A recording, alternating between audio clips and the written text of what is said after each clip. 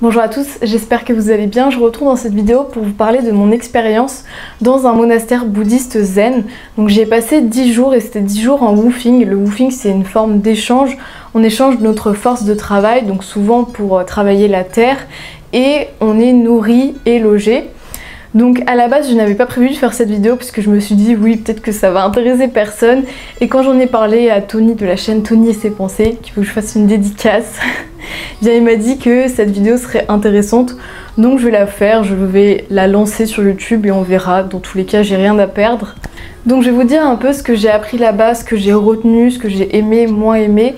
Donc déjà, un point très important de leur philosophie, c'est d'essayer de trouver une forme de vérité. Donc vous me direz, mais qu'est-ce que c'est la vérité? Eh bien pour eux, pour trouver cette vérité, il faut arriver à une condition qui s'appelle la condition normale.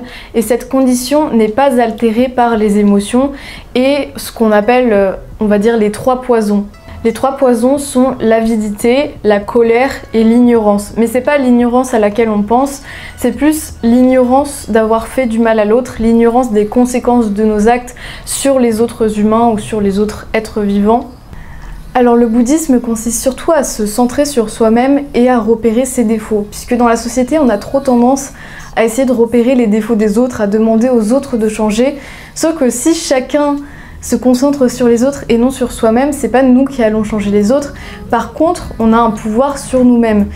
Et la question des défauts est assez complexe puisque parfois on a tendance à donner facilement certains défauts à d'autres personnes, tandis que ces défauts-là que l'on attribue sont en réalité le miroir de notre propre personnalité ou de nos propres ressentiments.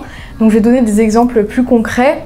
Par exemple, vous trouvez qu'une personne est trop bordélique, et bien peut-être que c'est parce que vous êtes maniaque. Donc comme vous êtes plutôt dans des extrêmes, et bien vous avez tendance à critiquer l'autre, tandis qu'une personne qui serait plus tranquille, on va dire, sur l'organisation, le rangement et le nettoyage, ne va pas considérer que cette personne est spécialement bordélique et ne va pas considérer que vous êtes spécialement maniaque. Tout dépend du point de vue. Et un autre exemple qui n'a pas forcément de rapport, si vous ressentez certaines émotions négatives lorsque vous voyez quelqu'un prendre la parole et que vous dites mais il a envie de faire son intéressant, à chaque fois il essaye de prendre la parole tandis qu'il y a plein d'autres gens qui ont peut-être envie de parler, eh bien peut-être que c'est parce que vous-même vous avez souvent l'envie de prendre la parole mais vous ne le faites pas par timidité ou autre, et donc vous déversez votre frustration sur d'autres personnes. Donc ça en dit encore long sur vous, et il y a beaucoup de défauts que l'on attribue aux autres ou d'envie de changer les autres qui sont en réalité liés avec nous-mêmes et en miroir avec nous-mêmes. Et donc si chacun s'évertuait plutôt à se changer lui-même plutôt qu'à essayer de changer les autres, le monde irait sûrement beaucoup mieux et il y aurait beaucoup moins d'incompréhension. Et donc les moines, justement, dans cette logique d'amélioration de soi, ont une réunion de temps en temps où ils essayent de dire ce qu'ils aimeraient changer chez eux. Et le dire à haute voix, c'est toujours un avantage et ça permet vraiment de conscientiser et de s'améliorer. Et même leurs noms de moines sont liés à ce qu'ils veulent devenir ou à ce qu'ils sont déjà.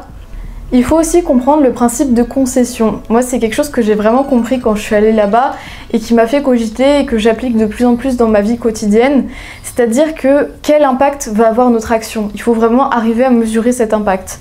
Il y a beaucoup de petites actions que l'on peut faire dans notre quotidien qui ont un énorme impact positif, mais juste que l'on ne fait pas par égoïsme parce qu'on se dit mais non, j'ai pas envie de faire quelque chose qui ne m'apporte rien, que je n'ai pas envie de faire, qui ne me fait pas plaisir. Et moi j'étais beaucoup dans cette logique, je faisais pas trop de cadeaux ou autres aux gens, mais même dans un sens symbolique, puisque je me disais je veux uniquement faire des choses qui me font plaisir, et tant mieux si ça fait plaisir à l'autre, tant pis si ça ne lui fait pas plaisir. Sauf que on a tous envie que notre entourage soit heureux, et donc forcément qu'il faut essayer de mesurer quelles actions ont un impact extrêmement positif.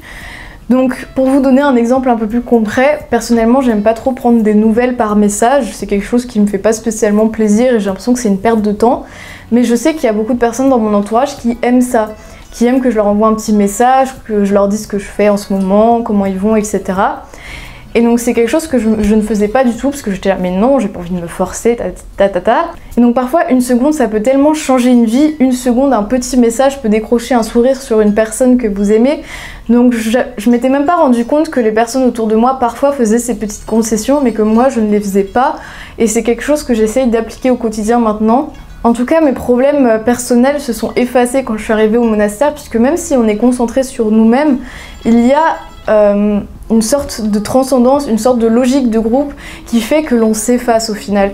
Donc on se concentre assez sur soi-même pour essayer de s'améliorer, pour mieux vivre dans ce groupe, mais en même temps on s'efface au profit du groupe et au profit de l'harmonie du monastère. Donc même s'il y a des temps collectifs où l'on peut parler, la plupart du temps c'est assez silencieux dans un monastère, mais personnellement je suis assez bavarde, donc c'est vrai que dès que j'en avais l'occasion, je casais des petits mots, j'essayais de voir ce que pensaient certaines personnes de certains sujets, ou même je posais des questions, etc. Et au final, l'envie de parler me venait le plus souvent dans les samous. Et les samous, c'est s'occuper des tâches quotidiennes comme faire la vaisselle, faire à manger, faire le ménage ou aller jardiner. Donc c'est-à-dire des tâches souvent un peu répétitives, pas forcément toujours intéressantes. Sauf que normalement, durant ces tâches, on est censé les faire en conscience et on n'est pas censé parler. Mais moi, au début, je ne le savais pas.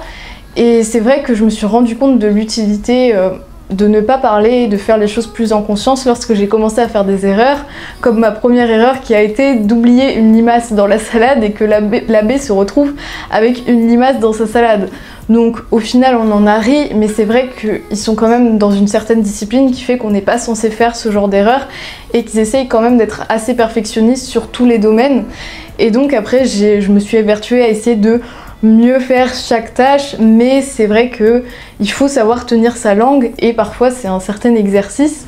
Après, un point que j'aime bien, c'est le fait qu'il remercie chaque action, puisqu'on a trop tendance à prendre tout pour acquis, et par exemple notre mère va faire à manger, ce qui est un peu le schéma classique, et on va considérer que c'est normal, on va dire bon c'est quand qu'on mange, tandis qu'on devrait remercier chaque action qui sont réalisées pour nous et pour la communauté en général, et ne vraiment pas les considérer comme acquis. Enfin moi ça m'a vraiment fait plaisir quand on me remerciait d'avoir fait à manger, d'avoir fait le ménage, etc.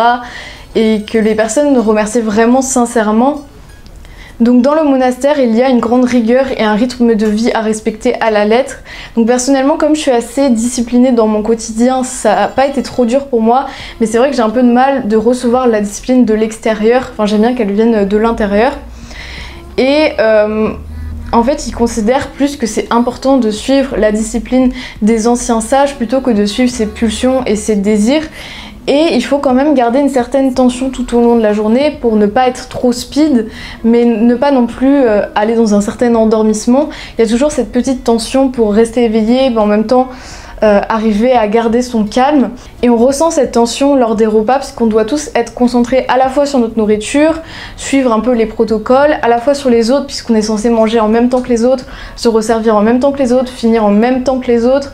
Surtout quand on connaît pas encore les règles, il faut poser les baguettes d'une certaine manière, manger d'une certaine manière. Donc c'est vrai que c'est un peu complexe au début, mais après ça doit devenir une habitude. Et justement, tous ces rituels et formalités occupent parfois tellement l'esprit qu'on n'a plus vraiment le temps de penser, puisqu'on doit se dire ok, il faut que je fasse ça, il faut que je pose mes baguettes à l'angle 14h ou je ne sais quoi, il faut que je mange 3 cuillères de riz après que je mange ça. Donc c'est, enfin je caricature, mais c'est quand même assez strict, il y a beaucoup de codes, et encore j'étais pas dans un monastère où il y avait le plus de codes, puisqu'il peut y avoir des repas qui sont extrêmement codifiés.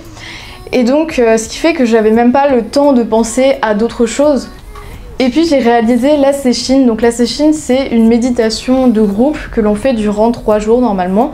C'était pas du tout prévu à la base, surtout que je suis quelqu'un qui n'a quasiment jamais médité dans ma vie, puisque à chaque fois j'étais là ouais bon j'ai d'autres choses à faire quoi. Puis comme je suis plutôt calme, j'en ressentais pas forcément le besoin, mais bon ça peut avoir plein de vertus. Et puis au début je voulais pas forcément la faire, mais après je me suis vraiment dit je suis là ou je ne suis pas là quoi. Je suis dans un monastère, si je fais pas la Sesshin c'est quand même problématique. Donc je me suis dit pour le challenge il faut que je la fasse, il faut que je vois ce que ça fait de faire une Sesshin, même si ce sera forcément dur puisque c'était environ 5 heures de méditation par jour. On est face à un mur et juste on médite. Donc bien sûr il y a des pauses toutes les demi-heures, on fait de la méditation marché ou autre, mais j'ai trouvé quand même que les débuts étaient vraiment les plus durs, puisque personnellement j'ai un esprit assez agité, donc je pensais à plein de choses à faire, etc. Mais au final, au fur et à mesure que les heures passaient, j'aurais pensé instinctivement que ça deviendrait plus dur, mais mon cerveau s'est habitué et s'est davantage apaisé. Donc pour eux c'est un peu la logique de yin et de yang. Il y a les uns qui sont plus dans l'endormissement lorsqu'ils méditent, les autres qui sont plus dans l'agitation cérébrale. Et ils ramènent souvent justement toutes les expériences du quotidien à ce yin et à ce yang. Alors par contre, un point négatif dans mon expérience, c'est que j'ai parfois eu l'impression que le bouddhisme n'était pas compatible avec l'esprit critique, dans le sens où la condition normale que l'on est censé atteindre, notre forme d'idéal, est de laisser passer les pensées. C'est-à-dire que si on a une pensée qui arrive, il ne faut pas la suranalyser, il ne faut pas réfléchir dessus, il faut juste la laisser passer, comme un ciel nuageux où les nuages passent. Et le problème c'est que ça ne pousse pas du tout à la réflexion, on va dire. Et en plus, au-delà de ça, l'esprit de contradiction n'est pas forcément mis en avant, bien au contraire, puisque l'esprit de contradiction brise l'unité. Et comme il recherche à tout prix une unité de groupe, une harmonie, dès qu'on a un peu un dissident, on va dire que ce n'est pas forcément bien vu. Donc c'est la chose qui m'a dérangée, mais après j'admire toujours le fait de savoir laisser couler ses pensées, puisqu'on a tendance beaucoup à avoir des pensées obsessionnelles, des pensées qui reviennent de manière incessante et on a du mal à passer outre, tandis que là c'est vraiment leur but ultime. Et puis ils abordent souvent les idées avec une certaine neutralité, l'équanimité, donc j'admire aussi cette facette du bouddhisme. Donc comme je l'ai dit, le fait de méditer dans le bouddhisme zen, c'est pas penser à rien, et je pense qu'il n'existe même pas de méditation, hormis certaines exceptions peut-être, où c'est penser à rien, puisque c'est quasiment impossible de penser à rien, mais c'est justement ne pas porter de jugement sur ses propres pensées et juste les laisser couler. Après, un point positif du bouddhisme qui fait qu'il est beaucoup plus en vogue d'ailleurs dernièrement et qu'il plaît à de plus en plus d'adeptes, c'est le fait que il soit transmis à l'oral de génération en génération par des maîtres à leurs élèves, entre guillemets, contrairement à d'autres religions qui se basent beaucoup sur des écrits qui sont davantage intangibles, c'est plus l'interprétation de ces écrits qui change, tandis que là, une tradition orale, ça peut vraiment évoluer avec les mœurs de l'époque, et justement, ils essayent vraiment de mettre en avant le fait qu'il faut s'adapter à la morale de chaque temps et qu'il ne faut pas rester figé dans le temps, puisque tout est en mouvement. Et je vais terminer sur une jolie citation qui est « La sagesse est de n'être rien, la compassion est d'être tout ». Donc voilà, c'est une citation qui m'a marquée. J'espère que cette vidéo vous aura été intéressante ou utile, et à bientôt.